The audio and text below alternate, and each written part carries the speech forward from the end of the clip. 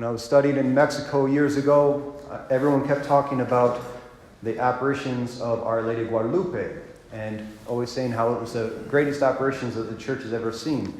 So one time I was in conversation with one of the men there, and I said, tell me honestly, objectively, how is Our Lady of Guadalupe's apparition actually better than any one?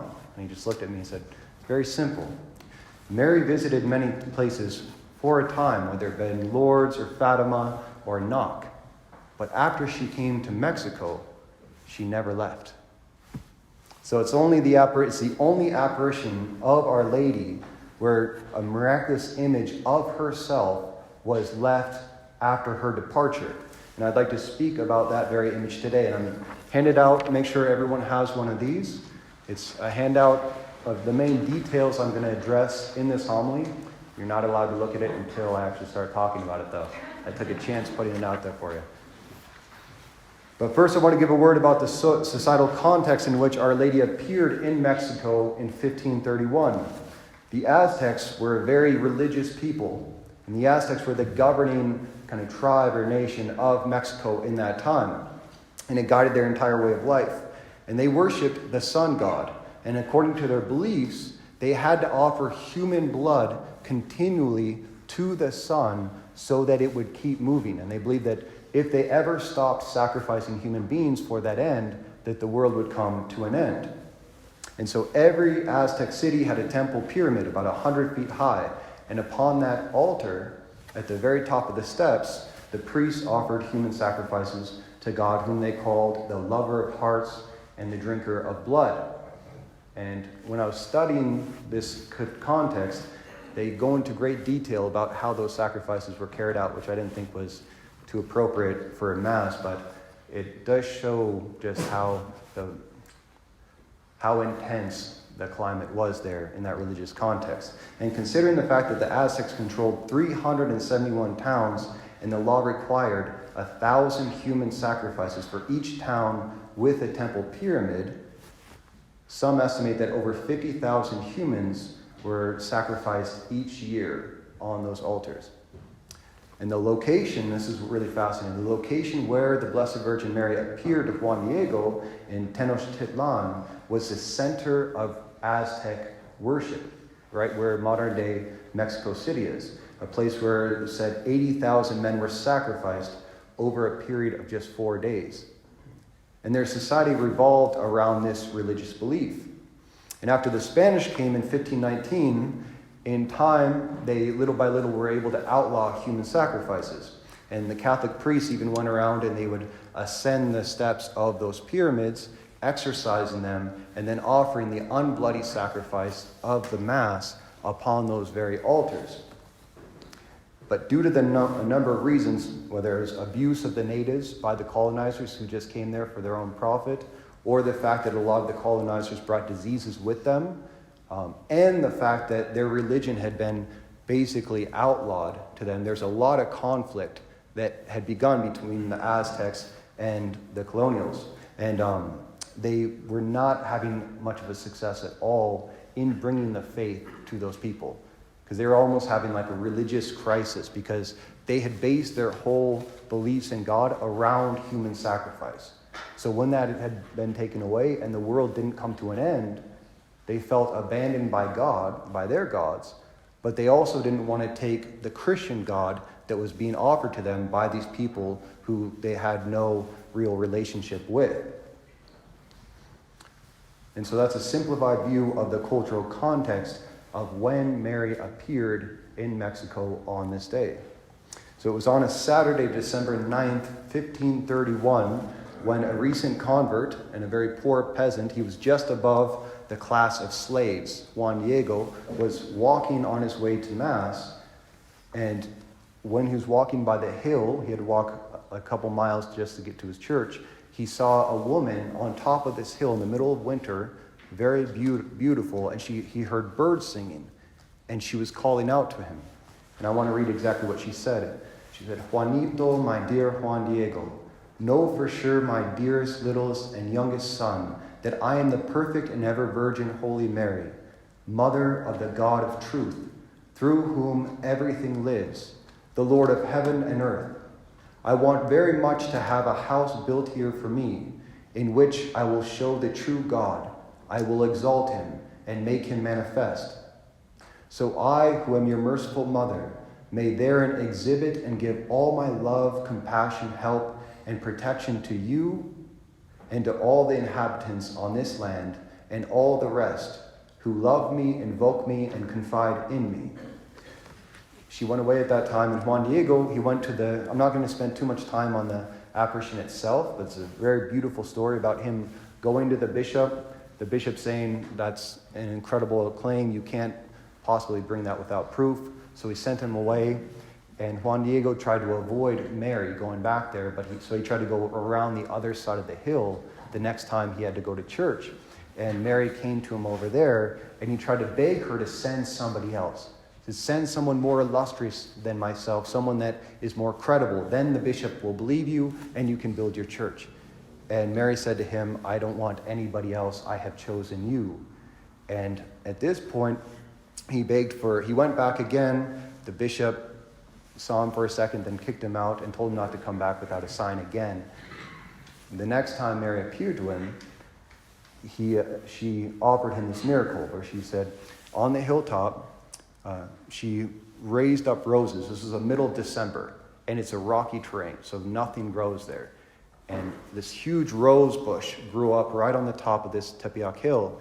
And he says that Mary herself cut these roses and placed them in his tilma. Tilma's cactus, right? It's just something that's placed over the outside of your body to keep you warm. They last about 15, 20 years at best when well preserved. And Mary herself placed all these roses into his tilma and said, do not open this until you get to the bishop.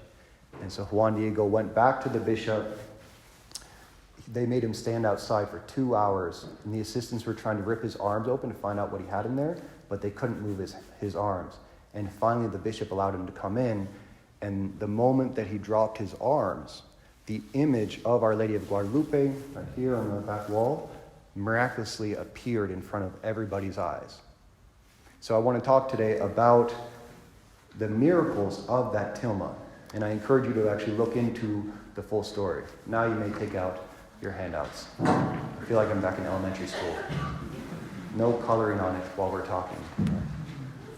So some interesting facts about the tilma itself. This has been studied much more, especially by NASA, and with all the new technology we've gained in the 20th century. So a lot of what I have to share with you is all scientifically based. So the fabric itself, so it's made out of the tilma is made out of cactus, which, as I said, only lasts about 20, 25 years tops, and that's when it's really well preserved. This tilma has been preserved for 500 years in the midst of being touched and handled and many other things without the least sign of deterioration. Almost 500 years. How it was created. It's been proven that the image has not been painted by human hands. No paint strokes or undersketches of any kind have been found underneath the tilma. And no one to this day is able to reproduce it by hand. The NASA scientists have no explanation as to how the image even got on the cloth. And after processing the digitized image, they noticed that the entire thing was painted in a single step. There's no sketches, no corrections, and not even a single visible brush stroke is found on that entire thing. Specialists at Kodiak Corporation said the image is so smooth and bears more resemblance to actually a photograph than any kind of a painting. And this is what's crazy. No paint is actually found on the image. The paint that is on there cannot be reproduced in the material that is used for it. And the colors are actually floating 0.3 of a millimeter above the tilma. It's not even touching it physically, as they've been able to determine. It's actually kind of interesting. When Hillary Clinton went on a visitation to Mexico, she stopped by there, and she was looking at the tilma on top. She goes, "Oh, that's a very beautiful painting. Who painted it?" And the guy next to her just goes, "Never mind. You don't get it." The tilma itself has a temperature they found, and no matter what the temperature is around, whether hot or cold, it's always a constant temperature of 98.6 degrees, the same as a human body. The woman, you can see that black ribbon on top of over her stomach. In the Aztec times, that was a sign of pregnancy. And gynecologists examined it and indicated that the stage of pregnancy of that woman, of her womb, on December 9th, is exactly the time for giving birth on December 25th. And he placed a stethoscope below the black band on the waist, on the back side, and he heard a rhythmic repeating heartbeats at 115 beats per minute, the same beats as a baby child in the womb. Another interesting thing is the intermarriage context. The face of the woman is mestiza, and mestiza in that time meant a child that came from an intermarriage between the Spanish and the Aztecs of that time. And so she herself is actually a sign of the unity that could come about by this new people. And the stellar arrangements, you see the stars around the tilma? It looks like just nice decoration. Well, the various constellations of the Mexican sky on that day, it's the exact same, looking at that, as it was on the winter morning solstice of December 12th, 1531, at 10:26 a.m. on that very day. And what's even crazier is it's not the constellation in perfect order from looking from the Earth to the stars. It's actually reversed. So it's looking from above the stars to our Earth, perfectly represented on that tilma. And then her eyes. This was something that was only discovered recently because of the technology we have. It was discovered that you can actually see the reflection. At first, they could just see one reflection of a person. Bishop Juan Diego, the bishop that Juan Diego went to, was reflected in the pupils of the Blessed Virgin Mary when they got close to her eyes. And when exposed to light, her eyes actually dilate. When they put a bright light to her and then take it away, they'll dilate and contrast. And although I have all that information for you right there on that paper about the proving ophthalmologist, an expert at IBM in digital processing, who studied the tilma, they multiplied it by 2,500 times the actual size to look just at the eyes, and what they were able to find is that there was 13 persons that they could see reflected in just her pupils. And they did even more and went an extra 1,000 times more. This is stuff they'd used to look out at Mars with. And they're using this on the eyes of the Blessed Virgin. And they could actually see reflected in the bishop's eyes, reflected in her eyes, Juan Diego opening up his tilma. So they can go into Mary's eyes and then see into the bishop's eyes and see the reflection of the Blessed Virgin herself on the tilma of Juan Diego. So it's just wild how deep that goes. It's like a dream within a dream within a dream within a dream. It's insane. Okay, and then the miracles since the tilma was produced in that time. For decades, as I mentioned, the missionaries had little or no success in converting the natives to the faith. And this was at the same time as the Protestant revolt, right? So when the Protestant revolt took place in Germany and places of Europe, that's when the mission started going towards the new lands. And at first, nothing was taking place. We lost 100,000 Catholics to Protestantism in Europe. Within 9 years of this apparition, within 10 years, stick to the facts here. Within 10 years, 9 million Aztecs converted to the faith. It's the biggest mass conversion we've ever seen in the history of Catholicism. And this conversion of the Indians also brought a halt to all the pagan rituals of human sacrifice, because they all recognized this woman as standing above the moon with the sun behind her. So she was bigger than both. And she's praying with her hands folded. So they knew that she was looking up to one who is above her, that she wasn't God, but one pointing to one who is greater. And after that, the Spaniards and the Mexicans, who were mortal enemies before, now embraced one another with affection.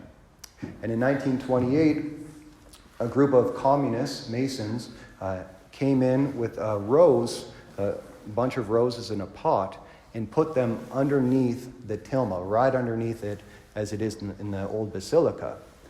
And inside of that was a bunch of bombs. That went off. It shattered glass. It shattered the entire front of the sanctuary and glass as far as 100 yards away. And they had one of those big altar crucifixes right in front of it. You can still see it today bent backwards from the explosion. And yet the tilma, which was just feet above that bomb, was untouched. So there's many different ways that Mary revealed the miracle of the tilma and the truth of our faith as a means to convert souls back to her Son. Like she said, the reason I am coming here is so that my Son, the true God, might be worshipped and adored, and many will experience my motherly consolation in their own lives, not only in this land, but to all those who revere me. So I really encourage you to take some time, perhaps this week, and look up the details of the apparition for yourself. And I really challenge you, share this piece of paper, like really look it over, and share the details of this event with one person at least, whether it's a family member or a friend, because right now people don't believe that God is still at work in the world. That's why we have this whole fight between faith and science, as if God has abandoned us somehow. But put something like this before them and say, explain how this could happen. So this is a great miracle for the sake of opening our hearts to the truth of Jesus Christ, to the truth of the Catholic Church. And if we truly hold up our Blessed Mother, if we use her and the means that she gave us to bring that to light of souls, that can be the new Pentecost and the new evangelization that our country so desperately needs in this time. And if anything else, I invite you just to do one little thing as a sacrifice of thanksgiving to our Blessed Mother. And right after this Mass, we're going to do about a 15-minute procession. We're going to just go around the quad out there towards the library and around and come back here processing with this image of the Blessed Virgin Mary, singing songs and doing a litany. It's a way to say we're not ashamed of the faith that we have received. And we want to make the Blessed Virgin Mary and the miracles that God has given us through her known so she might be loved and her Son might be adored by all people, especially in our country. Our Lady of Guadalupe.